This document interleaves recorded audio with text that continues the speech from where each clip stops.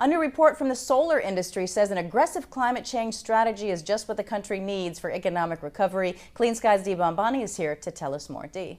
That's right. The solar industry said today that if the U.S. commits to an aggressive carbon reduction plan, the economy could recover 4.5 million jobs over the next 20 years. That's what the American Solar Energy Society is saying in its new report anyway. Estimating the job impacts of tackling climate change, it's what it's called. The Energy Society asked Consultant Management Information Services to conduct the research. The work basically said, look, the United States must reduce its carbon emissions, but if it takes an aggressive approach, that is, cuts emissions 1.2 billion tons annually until 2030, it will result in a net gain of jobs to the U.S. economy. And yes, it will cost money initially to subsidize the renewable energy sector and pay for some efficiency measures, but eventually these actions will pay for themselves, particularly in the wind industry and the biofuel sector and the efficiency measures that are implemented. Now, other sectors, including solar energy, will need to be subsidized, but again, that industry will produce jobs. Solyndra is a really good example. Solyndra was the recipient of DOE's first loan guarantee. It received about $535 million in a loan guarantee. It said it could create more than 1,000 permanent jobs and some temporary construction jobs.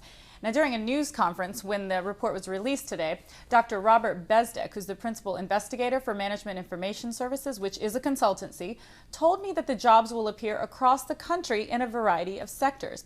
And those jobs will come in construction, they'll come to civil engineers, plumbers, and the jobs will range in positions from hourly jobs to six-figure salary executive jobs. He said that most of them will not require an additional training, though, and that's something that was of concern to a lot of people that had lost their jobs, and we're talking to this society. So as you can see, most of the jobs will come from energy efficiency. By 2030, energy efficiency could bring more than 3 million jobs. Solar photovoltaics will bring in close to 400,000 jobs by 2030.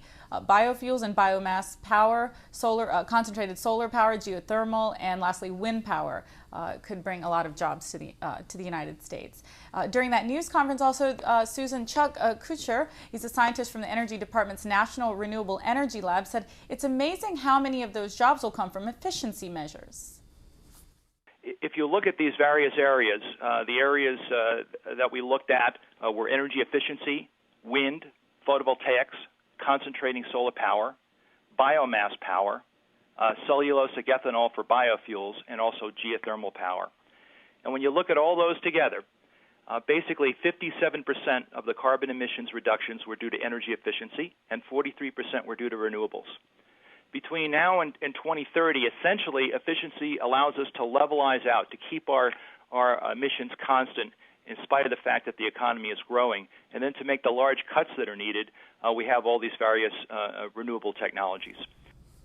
Now, Kutcher's comments on the report come on the heels of a major report yesterday by the American Council for an Energy Efficient Economy, which said efficiency measures can produce a lot of jobs for the country and already have. Susan?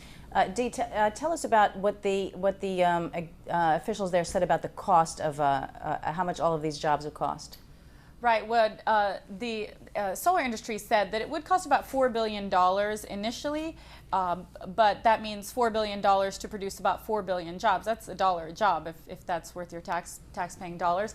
The investment would come from the U.S. government, but also from companies that could raise revenues and also increase the tax base, increase jobs, and clean up the planet. At one point during the teleconference, Bart Collins from the American Solar Energy Society said it's a win-win for American people, jobs, and the planet. All right, Dee Bombani, thank you.